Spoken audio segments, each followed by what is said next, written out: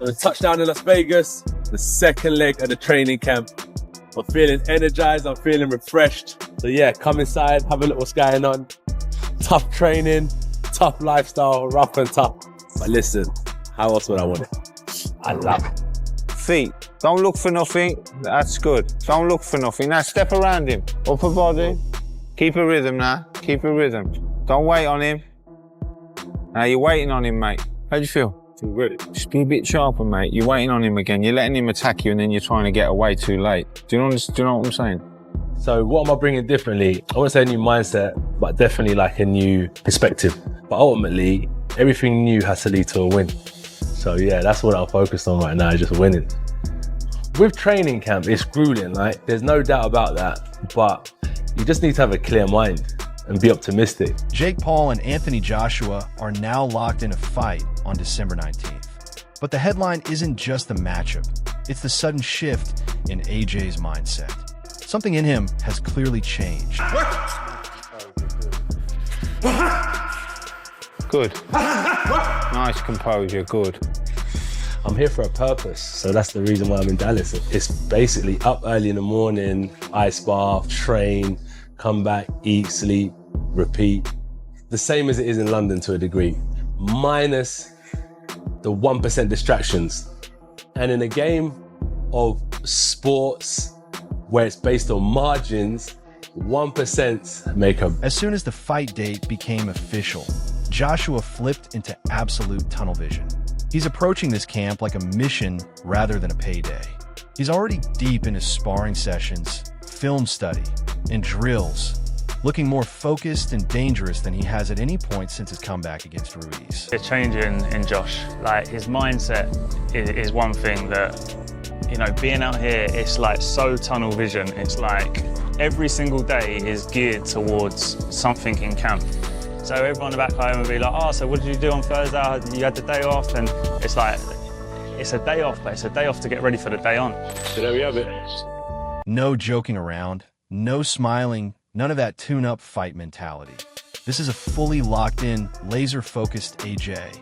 He's sharpening the basics, tightening his jab, dialing in his timing, and moving with the kind of discipline you only see when a champion knows the world is paying attention.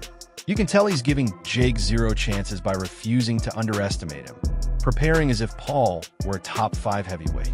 Because for Joshua, the real threat isn't Jake's power, it's the spotlight itself. I want to test myself. I've been through a lot, and I want to see what I have left to give. When I say what I have left to give, I am not resting on what I have. I am building on what I have. And I want to see how far I can take myself. I know what it takes. I know what this game's about. And I'm going to push myself beyond the limits where I've been before. Hence why I found myself in Dallas, because I'm trying to find an environment that can stimulate me, motivate me, and push me on to higher heights. And Joshua seems intent on owning every part of the moment. What was once shaping up to be a spectacle now feels like a statement making training camp from a man who refuses to repeat past mistakes. While AJ is grinding with the focus of someone who suddenly remembers he once commanded the entire heavyweight division, we shift over to Ben Davison's perspective. And Ben reacts to this matchup like he's just been told a goldfish is stepping into the ocean with a shark. Sort of crazy fight that's been potentially proposed. What you just said is crazy, isn't it? Yeah. Is that? Yeah, like, in what realm does Jake Paul have, like, I think he's very dangerous, isn't it, really? Like, in what realm does Jake Paul have a... Dangerous in the sense of for the health of Jake, would you say? Yeah. Yeah, like, this is a sport that we love, and I think we need to... Ben practically froze for a second, blinked a couple of times, and reacted like, what dimension are we even talking about right now? And honestly, he isn't wrong. Everyone can see AJ has been fully locked in at the gym, tightening up his jab, sharpening every tool, and carrying that cold, laser-focused energy fighters only get when they feel they've got a point to prove. Meanwhile, Ben's stressing over the safety side of things, basically saying, Jake's brave, sure, but walking into a ring with Joshua, that's not confidence, that's a medical concern. Of course. And, you know, he's one of the most dangerous guys in the world to go step in a ring with. Like, You saw that with Ngannou, who was a seasoned, you know, one of the most durable men on the planet in one of the toughest sports in combat sports in the UFC. And yeah, so, but I don't know, The funniest part is that Ben even brings up that old rob the bank saying, except he flips it by pointing out that Floyd wasn't trying to send anyone into next Wednesday. Ben's clearly concerned. AJ is training like he's trying to outrun a clock.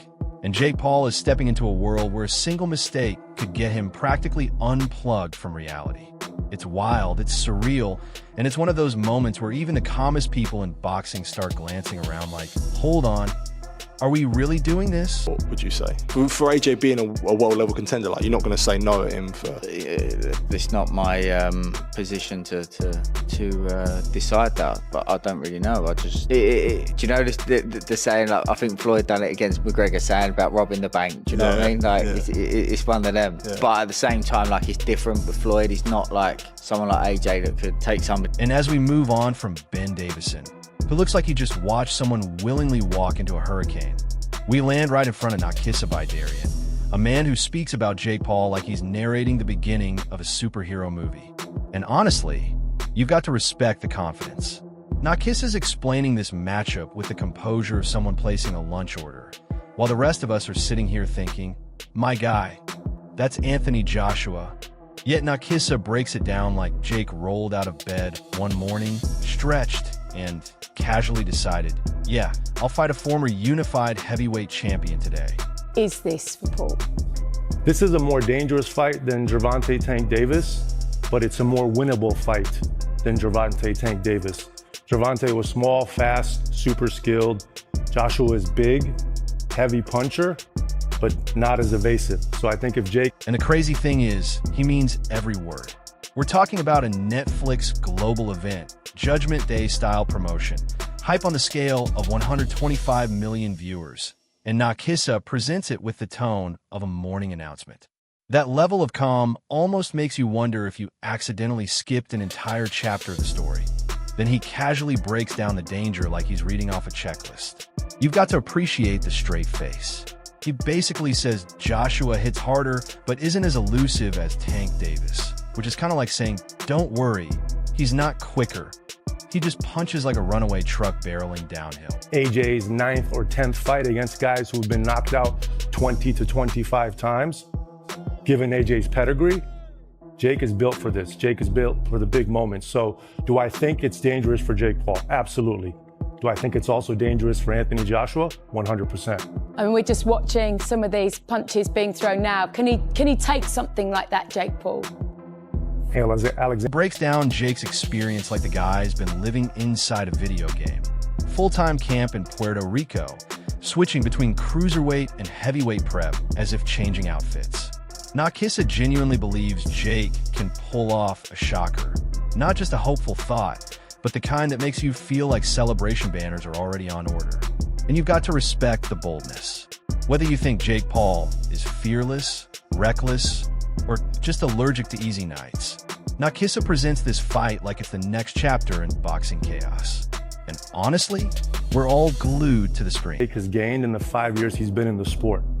To be in your 12th or 13th fight in front of 80,000 people at AT&T Stadium in front of 125 million viewers, that's not experience you can gain normally. So he's going to go into that event very calm and very composed. And I fully believe... Sliding out of Nakisa Baydarian's confident take, we land on Simon Jordan, a man who reacts to boxing chaos like your dad would if you told him you were quitting your job to become a magician. And Jordan? He's absolutely losing it. You can hear disbelief dripping from every word. He's sitting there thinking, a YouTuber stepping into the ring with a two-time heavyweight champion in New York on a Wednesday, who even signed off on this reality update. We get it. He's not holding back. Jordan talks about fighter safety like Jake Paul just volunteered to spar forklift. Meanwhile, AJ's in Texas, chopping wood, lifting mountains, sweating like this is just another normal heavyweight camp. Sure, we can preach. body should be suggesting that this is not a fight that possibly they should be looking to sanction. Yeah. But they will, because the sanctioning fees will be enormous. Anthony Joshua will not lose his legacy like some people are suggesting, because no one will remember it in 2 or 3 years' time. If he embarrasses himself in there, they'll remember it. If he goes in and knocks him out in 30 seconds flat, or turns it into a little bit more of a sort of Jake LaMotta raging bull, holding him up for a few rounds and then knocking him out, then people will forget